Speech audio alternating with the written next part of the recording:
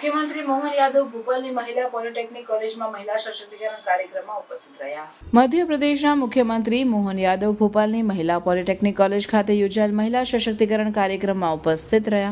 આ કાર્યક્રમમાં તેમણે વિદ્યાર્થીઓ સાથે સંવાદ કર્યો અને મહિલાઓને વૈજ્ઞાનિક અને ટેકનિકલ ક્ષેત્રોમાં આગળ વધવા માટે પ્રોત્સાહિત કર્યા. મુખ્યમંત્રીએ જણાવ્યું કે ભારતની સંસ્કૃતિમાં મહિલાઓને સન્માન અને સમાન અવસરો આપવાની પરંપરા છે અને રાજ્ય સરકાર મહિલાઓના સર્વાંગી વિકાસ માટે પ્રતિબદ્ધ છે. આ પ્રસંગે મુખ્યમંત્રીએ રાજ્યમાં મહિલાઓ માટે રોજગારીના નવા અવસરો સર્જવા માટેના પ્રયાસોની ચર્ચા કરી. તેમણે જણાવ્યું કે રાજ્યમાં મહિલાઓના સ્વસહાય જૂથોને ઉદ્યોગમાં પુનર્વર્તિત કરવા માટે ખાસ યોજના અમલમાં મૂકવામાં આવી રહી છે. આ ઉપરાંત મુખ્યમંત્રીએ મહિલા ઉદ્યોગ સાહસિકોને ટેકો આપવા માટે વિવિધ યોજનાઓની જાહેરાત પણ કરી. મુખ્યમંત્રીએ જણાવ્યું કે 31 મે 2025ના રોજ ભોપાલના જંબુરી મેદાનમાં મહિલા સશક્તિકરણ મહાસંમેલનનું આયોજન કરવામાં આવશે, જેમાં વડાપ્રધાન નરેન્દ્ર મોદી મુખ્ય અતિથિ તરીકે ઉપસ્થિત રહેશે. આ કાર્યક્રમમાં રાજ્યભરના લગભગ 2 લાખ મહિલાઓ ભાગ લેશે અને તે લોકમાતા દેવી અહિલ્યાબાઈ હોલકરના 300મા જન્મજયંતિ વર્ષને સમર્પિત કરશે. આ કાર્યક્રમો દ્વારા રાજ્ય સરકાર મહિલાઓના વિકાસ અને સશક્તિકરણ માટેના પ્રયાસોને વધુ ગતિ આપવાનું લક્ષ્ય ધરાવે છે. મુખ્યમંત્રીએ જણાવ્યું કે મહિલાઓના સર્વાંગી વિકાસ માટે શિક્ષણ, રોજગારી અને ઉદ્યોગ સાહસિકતાના ક્ષેત્રોમાં વધુ અવસરો ઉપલબ્ધ કરાવવામાં આવશે. તેમણે મહિલાઓને અવસરનો લાભ લેવા અને સમાજના વિકાસમાં સક્રિય ભાગ લેવા માટે પ્રોત્સાહિત કર્યા.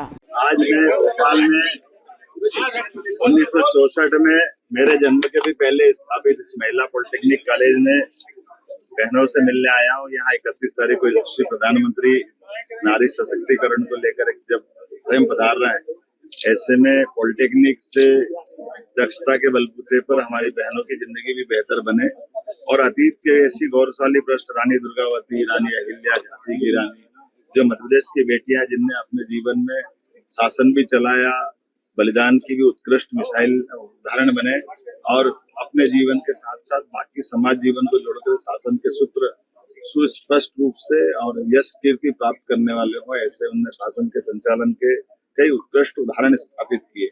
मैं मान के चलता हूँ कि जब सुशासन की बात आती है, नारी सशक्तिकरण की बात आती है, तो हमारी बहनों को भी अतीत के हिस्से में भी ले जाया जाए. और अंग्रेजों ने जो भ्रम फैलाया था पश्चिमी देशों ने, क्या हमारे बहनों की इज्जत नहीं होती है या उनके जीवन में कई कठिनाइयां आती है. 300 साल पहले रानी दुर्गावती ने अकबर की सेना से मुकाबला करके अपना जीवन का बलिदान किया, 52 युद्ध को जीती हुई. 250 साल पहले जिनका 300वां जन्म जयंती वर्ष हम मनाने जा रहे हैं, ऐसे अहिल्या माता का जीवन उत्कृष्ट सबके सामने है.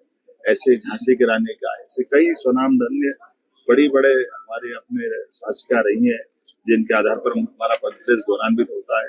आइए हम सब अतीत के उन पृष्ठों की तरफ बढ़े जिनके भरोसे से भविष्य के सुंदर मध्य प्रदेश का निर्माण हो सके. यशस्वी प्रधानमंत्री के नेतृत्व में स्वर्णिम भारत की तरफ अमृत काल के लिए साथ बढ़े. मेरी अपनी ओर से बधाई.